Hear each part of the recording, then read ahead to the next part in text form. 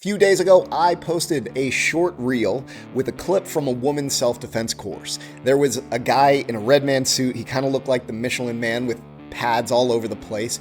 He half-ass attacks her. She gives him the old, "That's my purse, I don't know you" thing. That's my purse, I don't know you.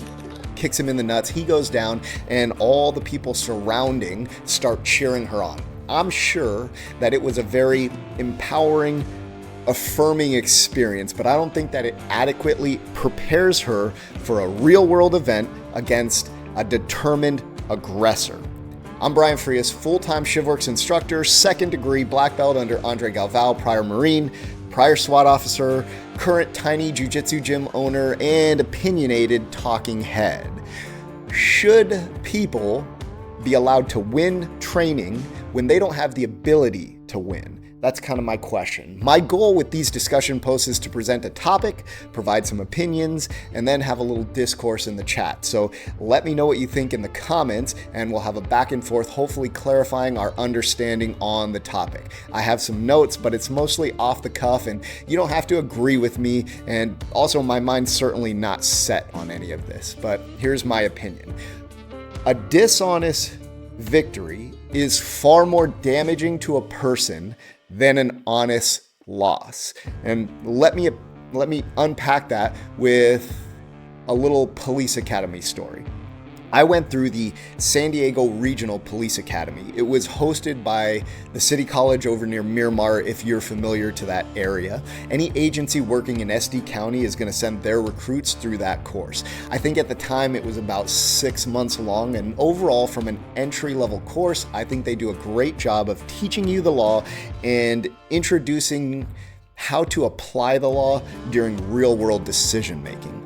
Once a week during the course is dedicated to defensive tactics, and I can certainly complain a whole lot about the program, but having now instructed easily over at 50 different apartments, the Regional Academy is fine for entry level.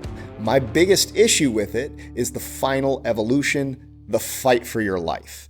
And evolution just is our term for validation exercise to test the content. So at the end of the course, the last thing that you're going to do to pressure test your skill is the fight for your life. They try to get you tired with some exercises. I did like 100 burpees. Then they put you in a disadvantaged position, like someone starts on your back and you have to fight your way out of it. It ends with you putting them in handcuffs. That all sounds good, but it's a no-lose scenario. As long as you don't give up, you're going to win. The adversary will temper their resistance as the fight goes on until you finally overcome and win the day. I think this is a huge, damaging mistake that makes people walk away with a complete false sense of ability and sometimes even an inflated ego. When that person is confronted with real opposition, it's not uncommon for us to see them freeze up, overreact, they get hurt, or they're the cause of injury to others because they didn't know how to act. They didn't know what the proper application of skill was for that situation, or they just didn't have it. A dishonest victory definitely feels good. It's affirming. You walk away thinking, that was horrible, but as long as I stay in the fight, I can make it through. And some, I think, even argue that the idea of letting someone win is not about building skill, it's about developing mindset.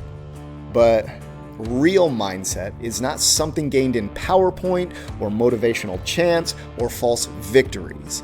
Real mindset is forged under pressure after experiencing loss, being pushed beyond your limitation right to the edge of performance. In those instances, you're going to walk away with real resilience and an accurate understanding of your ability. That's mindset. Now, when I posted that video, that reel, someone made a comment that not everyone's ready to attend a Shivworks course. Not everyone has the baseline skill set to come to one of our events. And that's a valid critique. It's wrong, but not for the reasons you think. Our courses are designed for anyone to complete. You could be young, old, fit, broken. You could have a bunch of skill or no skill. We start from zero and we end with you being able to make better choices under pressure. You don't need any experience to complete the course. A person who feels too intimidated to attend one of our courses is a reflection on my social media attitude and the public presentation that I give out. So I need to do a better job of showing our program works, and it can work for you regardless of skill level. That's us, that's not the general public. Yes, we definitely run long days, and there is a ton of information, but at the price point for one of our courses, you should be demanding that amount of contact time. If you go to a course at our price point and you get anything less than the amount of contact time and information, you should be asking for a refund.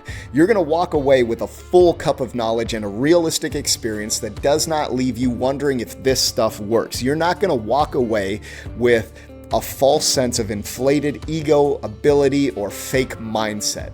You're going to walk away with a realistic, accurate depiction of your ability to perform under pressure. So let me know what your thoughts are in the comments. Should people be allowed to win in training when they don't have the ability? Thanks for sticking around. Thanks for listening. Let me know how to improve. Let me know what other topics that you want to discuss, and maybe we'll do that one next week. Follow us on all our social medias, the Instagram machine, the YouTube machine, the Facebook machine, the Rumble machine. Get our weekly newsletter. It's sent out every Wednesday. Sign up for a course, and I'll see you next time.